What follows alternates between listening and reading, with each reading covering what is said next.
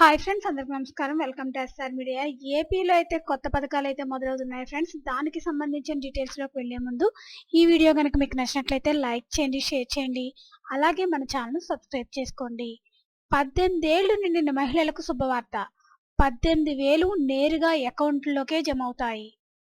మహిళలకు రాబోయే ఏపీ ప్రభుత్వం భారీ శుభవార్తను అందించనుంది. మేనిఫెస్టోలో చెప్పిన విధంగా ప్రతి పథకాన్ని అమలు చేయనున్నారు. మహిళలకు రాబోయే ఏపీ ప్రభుత్వం భారీ శుభవార్తను అందించనుంది. మేనిఫెస్టోలో చెప్పిన విధంగా ప్రతి పథకాన్ని అమలు చేయనున్నారు. దీనిలో భాగంగానే 18 ఏళ్లు నిండిన ప్రతి మహిళల ఖాతాల్లోకి నెలకు 1,500 చొప్పున జమ చేయనున్నారు.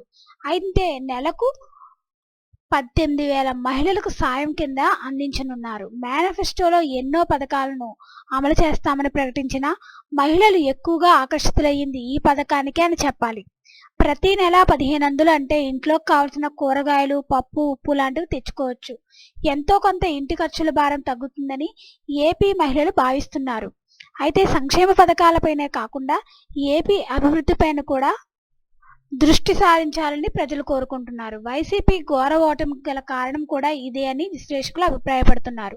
అభివృద్ధిని వదిలేసి కేవలం సంక్షేమం తమ అజెండాగా ముందుకు వెళ్లడంతో ఏపీ ప్రజలు దానిని స్వీకరించలేదని, అందుకే ఈ ఫలితాలు వచ్చాయని అంటున్నారు.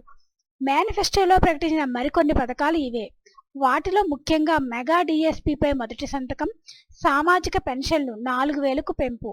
ఇంతకు ముందు నెలకి 3,000 అయితే ఇచ్చేవారు, ఇప్పుడు నెలకు 4,000. అలాగే 3 గ్యాస్ సిలిండర్లు ఉచితం, మహిళలకు ఆర్టీసీ బస్సుల్లో ఉచిత ప్రయాణం, దివ్యాంగులకు పెన్షన్ 6,000కు పెంపు, బీసీలకు 50 ఏళ్లకే 4,000 పెన్షన్, యువతికి ఏటా 4 లక్షల చొప్పున 5 ఏళ్లలో 20 లక్షల ఉద్యోగాలు కల్పిస్తామని అయితే చెప్తున్నారు friends.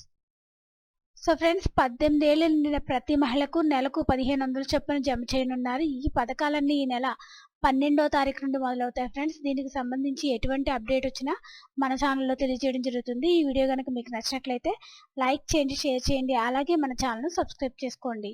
Thanks for watching this video.